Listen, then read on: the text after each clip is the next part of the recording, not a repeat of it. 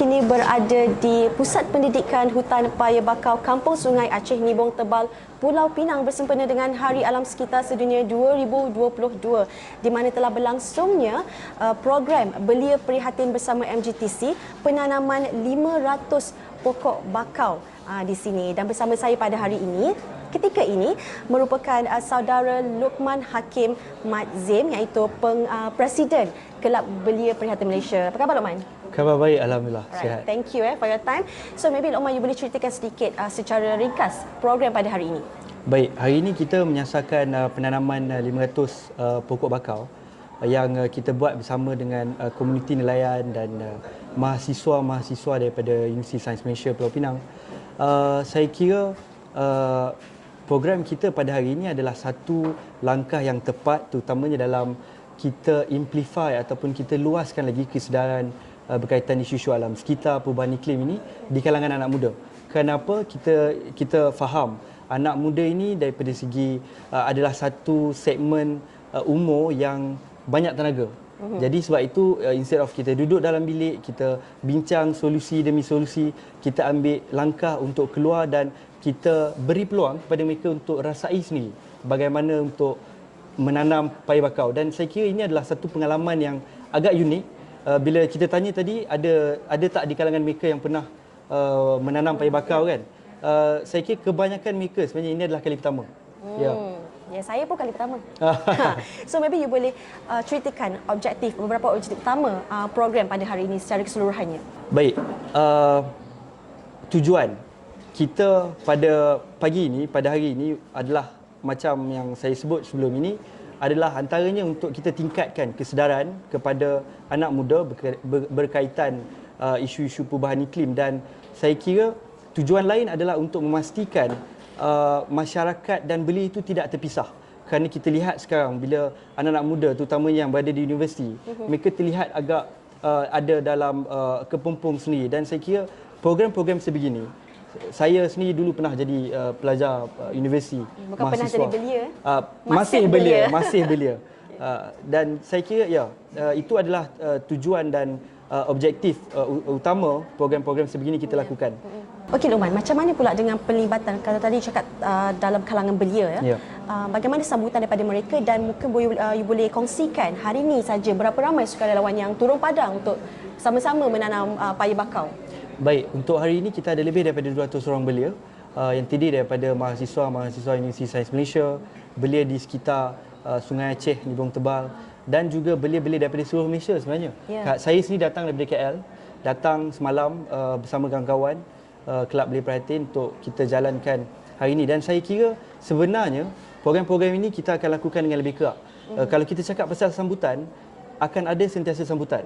Cuma saya harap MGTC juga terutamanya boleh mungkin beli lebih banyak peluang kepada pertubuhan-pertubuhan belia dan pertubuhan-pertubuhan masyarakat secara umumnya untuk mereka ada peluang dan ruang melaksanakan program di akar umbi. Sebagai platform lah buat mereka, ya? Betul. Okey, Luqman, you boleh share tak dalam banyak-banyak tumbuhan kenapa paya bakau dipilih? Baik, pertamanya paya bakau ini adalah satu tumbuhan yang terbukti menjadi satu ejen penyerap karbon yang sangat efektif. So if we were to compare between normal tree and mangrove, ini sebenarnya terbukti oleh banyak kajian Universiti Oxford, Universiti Cambridge, dan saya kira di dalam negara juga kita ada fakulti-fakulti seperti di Universiti Pertanian Malaysia yang membuktikan bahawa sebenarnya paya bakau ini macam yang saya cakap tadi adalah satu ejen penyerap karbon yang efektif. Pertama. Kedua, paya bakau ini juga adalah satu ekosistem yang unik yang sebenarnya bukan semua negara ada. Malaysia sebagai sebuah negara yang mempunyai ekosistem sebegini, saya kira adalah sangat penting untuk kita sebarkan kepentingan dan manfaat paya bakau ini kepada masyarakat kita sendiri. Kedua. Dan ketiga, tak lain dan tidak bukan, paya bakau ini sebenarnya juga adalah menjadi tempat pembiakan orang kata ikan-ikan di ekosistem inilah. Dan ikan kebiasaannya memang akan bertelur di paya bakau. Dan semakin banyak paya bakau kita ada, sebenarnya dalam masa yang sama, paya bakau juga dapat membantu menjadi benteng semula jadi kepada hakisan tebing pantai ataupun tebing laut. Dia dapat membantu penduduk setempat juga. Betul. Okey, last kali Luqman, maybe you boleh share harapan you kepada belia-belia ni lah in future. Ya. Kalau bercakap tentang harapan, saya kira saya sering kali ulang bahawa kalau belia ini, terutamanya mungkin daripada universiti, daripada bandar, kalau kita betul-betul mahu pesanan dan mesej yang kita bawa itu sampai kepada semua lapisan masyarakat, pertamanya kita perlu untuk pastikan penggunaan bahasa, laras bahasa yang kita guna boleh dan dapat difahami oleh semua orang. Kita tak perlu gunakan terma-terma akademik sebab bukan kita cakap dalam conference di universiti. Itu pertama. Kedua, kita perlu lihat siapa audience kita, siapa kumpulan sasar kita. Kerana apa? Mungkin kadang-kadang belia kita ada perkara-perkara yang kita nak tawarkan.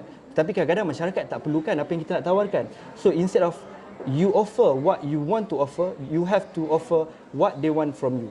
So saya rasa itu adalah harapan saya kepada belia dan kita perlu juga jadi lebih praktikal. Kalau perlu macam hari ini kita masuk di lumpur, kita masuk lumpur. Kalau perlu pakai blazer dan cakap di conference, dan you know, ya. Yeah. Kita tengok kesesuaian. Tengok kesesuaian. Apa yang betul. dekat dengan hati belia. Betul. Apa yang mereka mahu instead apa yang kita nak. Betul Betul. Betul tak? Betul. Sebagai belia. Betul. Betul. Saya pun belia juga. Ya. Yeah. Okey Luqman, terima kasih. Thank you for your time. So diharapkan program seumpama ini dapat membuka mata ataupun menarik lebih ramai lagi golongan belia di luar sana. Tak kisahlah daripada golongan pelajar universiti ataupun di mana saja belia, di mana juga anda berada. Semoga program seperti seumpama ini dapat menjadi program pembuka mata untuk anda semua dan sama-sama kita dalam memelihara kehijauan bumi kita di Malaysia ini. So thanks again Luqman. Yep. Kalau boleh, saya apa pesanan terakhir lah orang cakap kan. Sila.